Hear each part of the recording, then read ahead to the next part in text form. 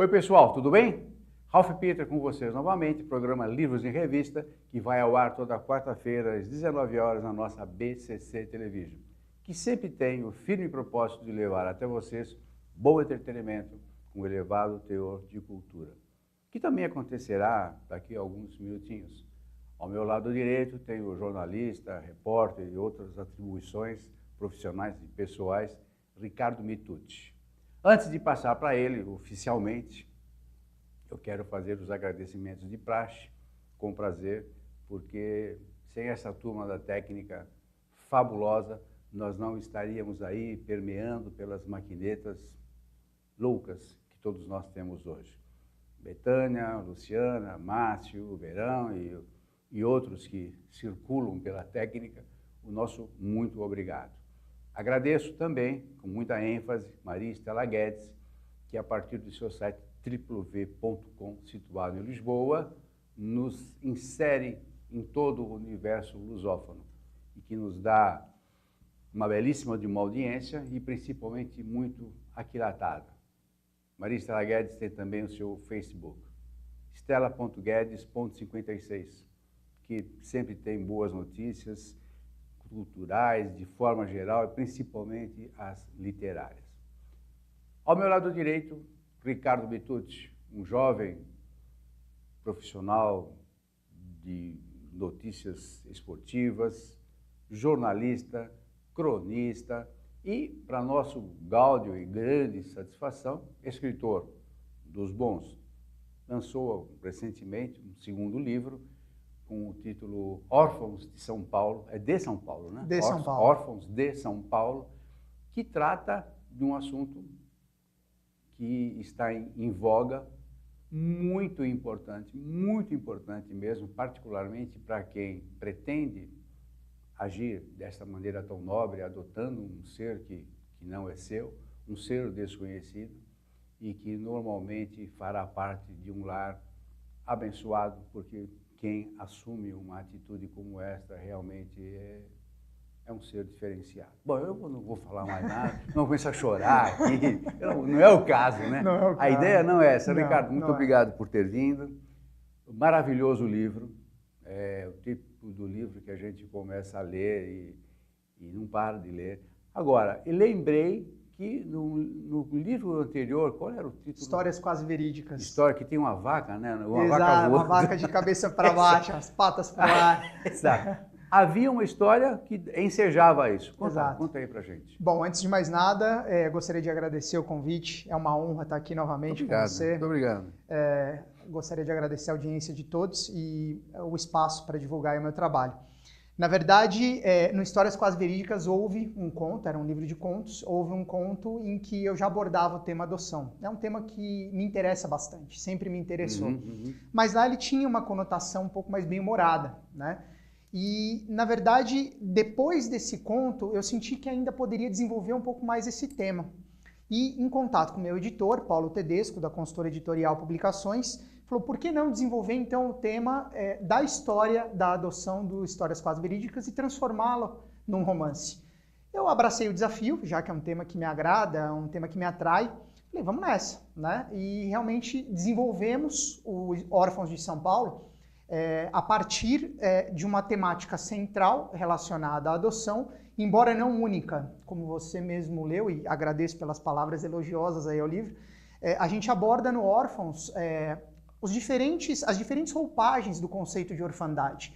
Existe sim a orfandade filiar, né, que é essencialmente a raiz do livro, né, que a gente trata realmente mostrando, embora seja uma ficção, de uma maneira muito realista. Não, mas funciona. É muito... Desculpe te interromper, Imagina. Mas é uma realidade, é uma ficção absolutamente factível. Sim. Isso acontece o tempo todo. Sim, exatamente. Você pode ter ficcionado na tua mente porque você é um cara talentoso. Obrigado. Mas, evidentemente, essa situação, eu sou um ser adotado. Então, eu felizmente, não vivi as agruras de uma pessoa que vive muito tempo no orfanato e que, às vezes, não consegue adoção. Pior que a adoção, você adota e, às vezes, devolve. Bem triste. É uma situação miserável, Sim. que, por sinal, está sendo abordado no veículo de grande massa. Sim. Então, só para te interromper, dizer que você, embora tenha ficcionado, criou uma situação que é absolutamente natural. Eu tive o cuidado, Ralph, de pesquisar, estudar muito sobre o tema. Isso já vinha desde o livro anterior, mas eu me aprofundei para o Órfãos. E eu procurei realmente, embora ficção, tratar o tema, sobretudo todos os meandros da adoção, de uma maneira bem realista, né? Mas como eu vinha dizendo, a ideia é dar uma abordagem para a orfandade com diversas possibilidades de recorte. Então, por que Órfãos de São Paulo? Porque muita gente que vive numa megalópole como nós vivemos, seja em São Paulo ou qualquer outra, até de outros países, em algum momento pode se sentir um pouco órfão. Aquele lugar em que você trabalha basicamente para sobreviver, que você cruza com histórias o tempo todo na rua, no transporte público, no trânsito, no seu trabalho, mas que às vezes você não para prestar atenção naquelas histórias. Assim como não prestam atenção nas suas histórias, sequer sabem o que você está vivendo, o que você está sentindo. Então, existe um sentimento de orfandade na visão do narrador do Órfãos de São Paulo, que é um pouco mais subjetivo e mais amplo do que necessariamente a questão filiar. Embora, repito, esta tenha sido a essência da história. Mas a gente fala da orfandade pela perspectiva de quem mora na cidade grande, pela perspectiva de quem vive uma vida que não é a vida que gostaria de viver, né? De pessoas que são aquilo que, na verdade, não gostariam de ser. Então, é um livro que fala sobre escolhas, é um livro que fala sobre opções de vida, tendo, sim, como pano de fundo, a história de uma adoção. Vamos falar de adoção e abandono? Sim, exatamente. Agora, por que você começa o livro? Claro que faz parte da urdidura dele, né? Mas você começa com um grande acidente. Sim. Que depois não tem, se mal me lembro, não tem muito a ver com a adoção em si. Não. Conta por gentileza. Ou seja, o que o coitado do leitor vai ler no teu livro? Na verdade, a cena que abre o livro é a cena do atropelamento de uma moradora de rua, jovem, gestante. E um parto que acontece num dos cruzamentos simbólicos da cidade, que é a Avenida Brigadeiro Luiz Antônio com a Avenida Paulista, né? Talvez, guardadas as devidas proporções, é a Ipiranga com a São João dos tempos atuais, né? E por que uma cena dessa abrindo o livro? Porque o narrador, o protagonista que passa por essa experiência, ele vive um momento de confusão interna no que diz respeito a essa questão de ter ou não ter um filho.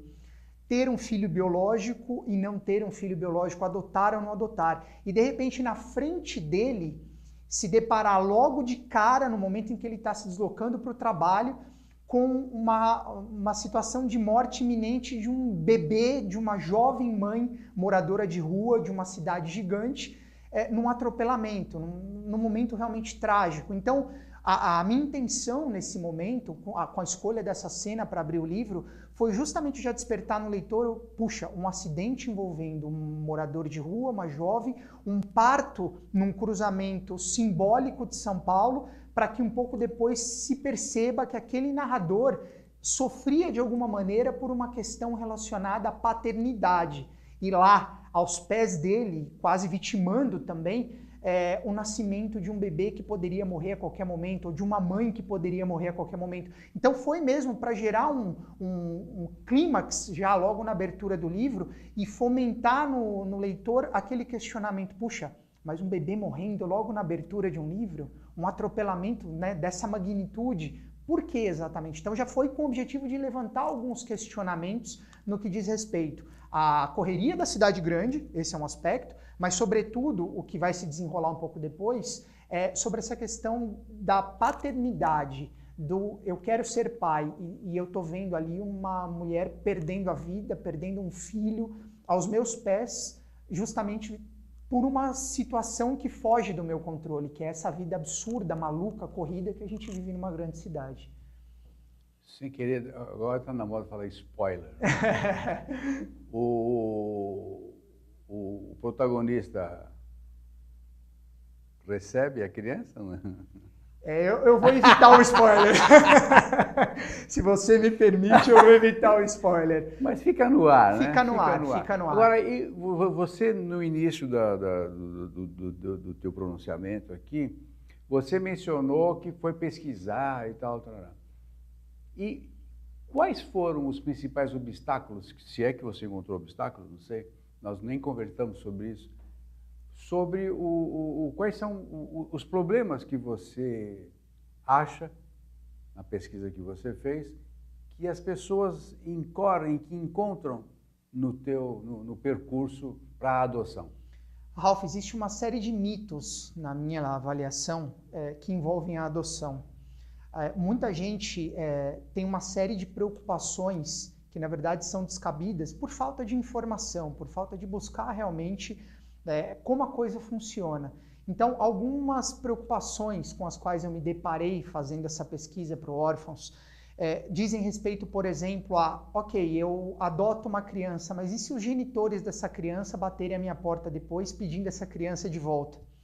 Isso é um mito que precisa ser derrubado, porque desde que você faça todo o processo legalmente, foi isso que eu encontrei de respostas, inclusive conversando com juízes de vara da infância, desde que feito legalmente, o processo é irreversível, ninguém vai bater na sua porta depois pedindo o filho de volta. Mas e se bater, o que acontece? Não recebe? Não bate, porque se você faz tudo como pede a lei, tudo como determina a legislação brasileira, e você consegue, ao final do processo, registrar o seu filho em seu nome, ele deixa de ser um filho adotivo, ele passa a ser um filho como outro qualquer, né? Então, isso é um mito que precisa ser derrubado. E além deste, muitos outros, né? A preocupação com relação à origem da criança ou do jovem, porque a gente não fala só de adoção de crianças, mas também adoção de jovens, adolescentes, né? Que é a chamada adoção tardia. Mas ele é filho, ela é filha de pais drogados, de pais que foram presos. Será que vai ter esse gene também? Será que vai ser violento, vai querer usar droga? Não, isso não é bem assim que funciona. Então, o que eu acho importante também nesse tema é alertar para como funciona, mostrar como funciona, daí essa questão que você mesmo colocou de ser uma ficção, mas ter esse lado realístico, né?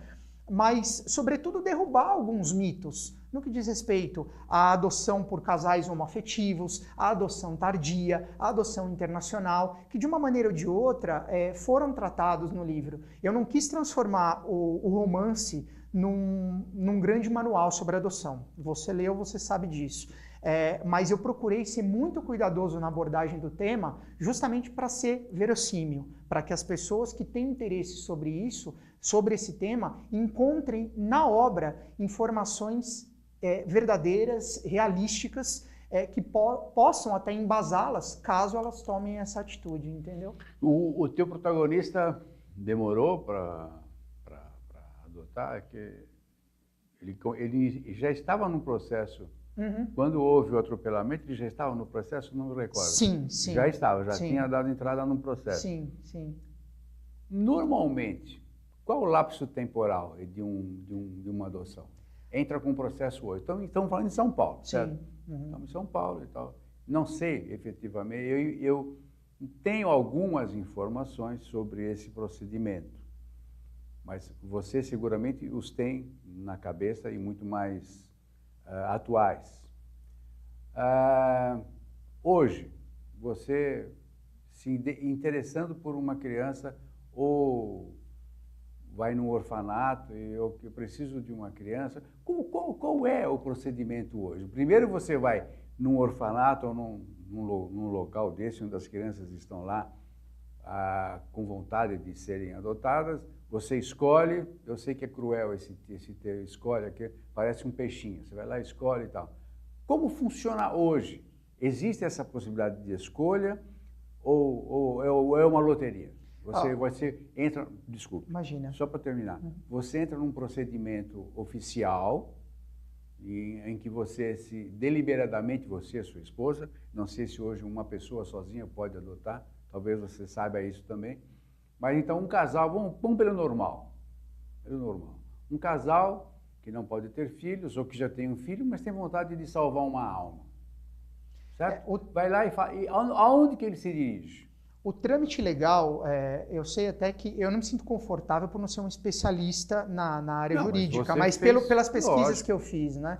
O trâmite legal é que o interessado sempre procure a vara da infância da região onde ele vive, né? Então, se você vive num determinado bairro, você tem que se informar qual é a vara da infância a qual pertence o bairro onde você mora, para que você dê entrada no processo, para que você se mostre interessado em adotar e lá na frente você se habilite a adotar. Mas o trâmite legal você procura a vara da infância, você cumpre algumas burocracias necessárias, né? Preenchimento de uma série de documentos, entregar uma série de documentos na vara, e a partir de então você tem um prazo até que se torne habilitado na fila do Cadastro Nacional de Adoção. E nesse interregno, nesse prazo, acontece o quê? Nada, você tem que esperar, ou foi o que eu pesquisei, você tem que esperar até que o seu nome entre como um nome habilitado no Cadastro Nacional de Adoção. Você não tem condição de avaliar quanto tempo demora, isso é uma loteria também?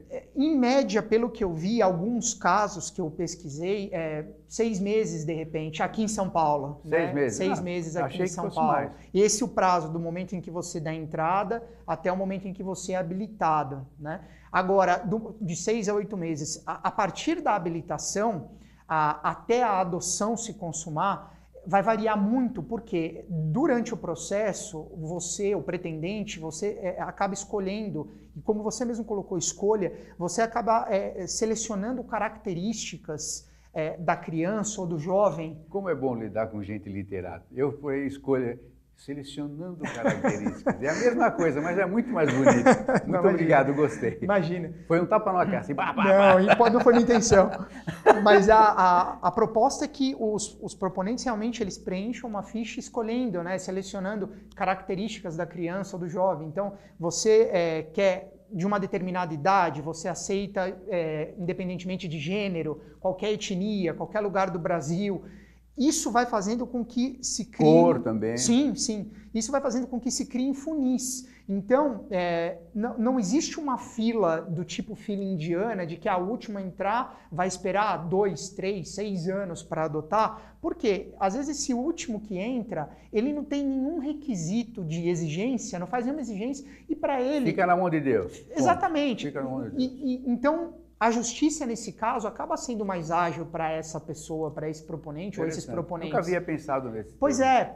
Por outro lado, ainda tem quem entre numa fila de adoção, e eu vi alguns casos, né, pesquisando para o livro, olha, eu quero um bebê de 6 meses, loirinho, olho claro, menina. Bom, a partir do momento que você afunila com esse nível de exigência, a tendência é que demore mais, até porque as crianças e jovens que estão para adoção, quase via de regra, não são crianças que têm esse perfil. Nós sabemos como é o perfil dessas crianças no Brasil, né? Crianças mais velhas, né? A chamada adoção tardia, como eu falei, crianças pardas ou negras, às vezes crianças com deficiência, crianças que têm irmãos, né? Se você se dispõe a adotar irmãos, você acaba acelerando o teu processo, né? Então, como eu falei, eu não me sinto confortável porque juridicamente eu não sou preparado para isso, mas tudo que eu pesquisei me leva a dizer com tranquilidade o seguinte: o caminho é sempre a justiça, porque é o caminho legal, é o caminho correto.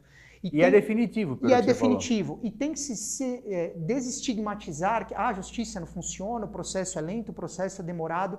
O processo leva o tempo que for necessário. O tempo que for necessário. Para alguns, ele é mais rápido, por uma série de fatores. Para outros, ele é mais lento. Agora, quem se dispõe realmente a entrar nesse processo tem que se dispor, na minha visão, aí é muito pessoal, a entrar de coração aberto, a receber realmente aquela criança ou aquele jovem na condição de filho, de filha, independentemente de condições e de prazos e de períodos e de exigências, né? Mas por um motivo maior, porque quer ser pai, porque quer ser mãe, né? E é isso também que a gente trata no Órfãos de São Paulo. Então, mas vamos vender o livro agora. Vamos vender o livro, por favor. Vamos vender o livro. Bom, o livro já está nas livrarias, naturalmente. Sim, a Consultora Editorial está negociando ainda a distribuição. A Consultora é uma editora do Rio Grande do Sul, mas a gente... Consultora. Consultor Editorial Publicações. Consultor Editorial Publicações. Paulo Tedesco. E a vítima, que é o dono, eu falo o proprietário.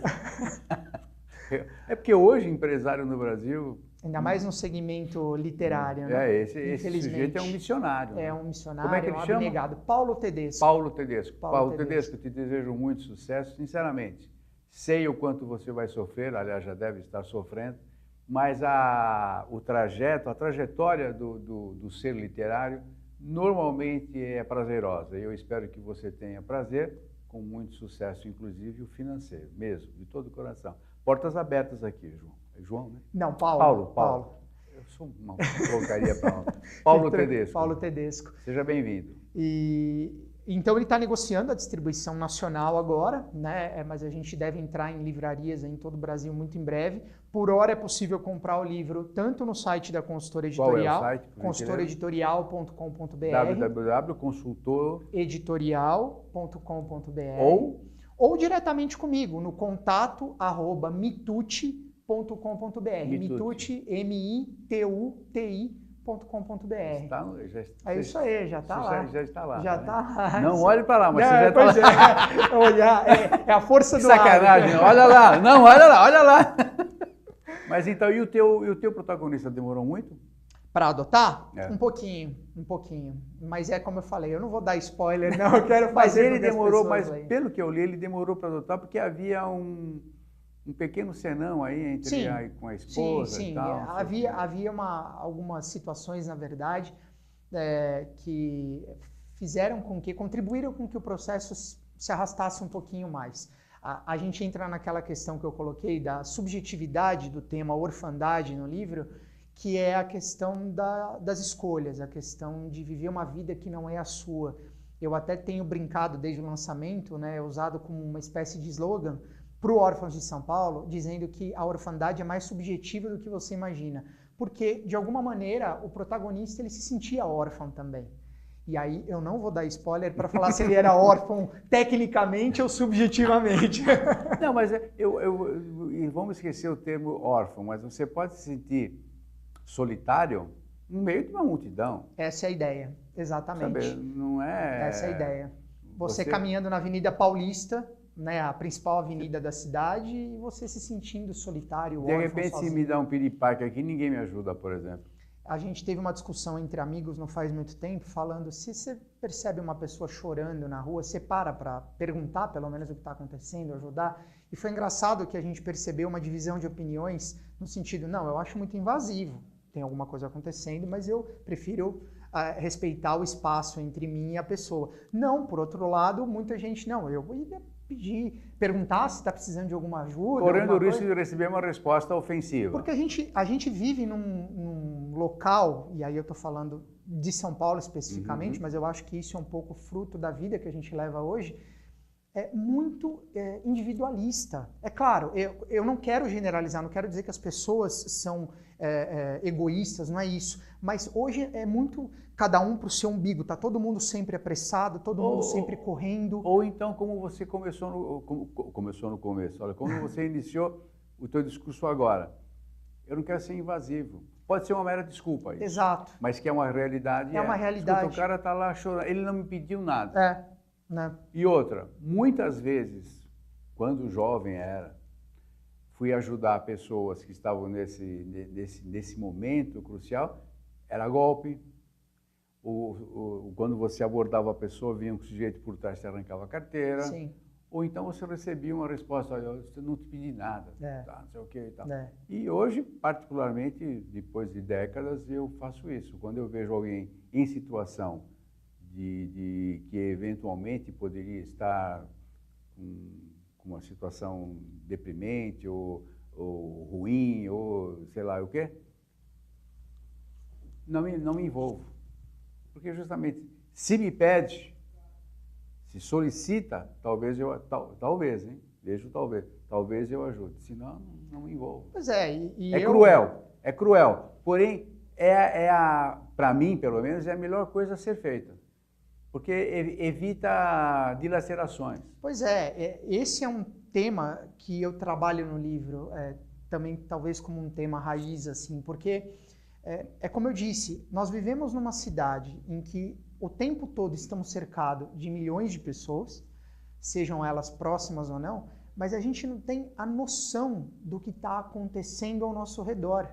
Uhum. Assim como as pessoas não têm noção do que estão acontecendo Com a gente, conosco, lógico. entendeu? E em nenhum momento o protagonista, ou eu como autor, quis julgar se você faz ou se você não faz. A questão não é essa. Eu acho que cada um tem a sua... Você analisa o universo, Exatamente, analisa o fato. exatamente. Agora, quem é quem... O julgamento individual. Até porque o leitor haverá de sentir-se na posição. Exatamente. Ele vai vestir a capa do momento. E a literatura é muito isso, e você sabe tão bem quanto qualquer outro convidado que certamente já esteve aqui. A literatura, ela permite uma infinidade de interpretações. Então, por certo, muita gente vai ler e vai falar assim, pô, mas eu não teria feito desse jeito. Outros lerão, eu faria exatamente a mesma coisa. E você, não sei se já te aconteceu isso, você lê um livro há 10 anos e lê hoje, é outra visão. Exatamente. Você entende de maneira diferente, você vê detalhes que antes não havia percebido. Exatamente. E em função disso, o nosso tempo acabou. É uma pena. É uma pena porque é sempre muito rápido. Eu concordo, mas a porta está aberta para o próximo. Agradeço. Eu espero venha rapidinho. Se Deus quiser. Está no forno ou não? Ainda não. Eu ainda estou trabalhando a divulgação do Órfãos, mas para o início de 2018 eu pretendo já me dedicar ao próximo projeto. Faça direitinho a massa e as portas estarão abertas aqui para você. Mais uma vez, muito obrigado. Não tem nada que agradecer. Sabe que, além da amizade que temos, sou um telespectador ou como você mesmo diz, um espequinalta. Uma bobagem dessa. Não, mas faz sentido. Agradeço mais uma vez pelo convite e agradeço pela audiência de todos. Muito obrigado, Ralf. Audiência para você, paciência para mim. Pessoal, nós conversamos com o Ricardo Mitucci, um nobre, jovem, profícuo escritor, jornalista, que seguramente ainda abrilhantará muito a literatura desse país, quiçá internacional. Obrigado mesmo. Muito obrigado, Ralf, eu que agradeço. Pessoal, até a próxima semana com outra personalidade tão ilustre quanto essa e obrigado mais uma vez pela paciência. Tchau, tchau, felicidades.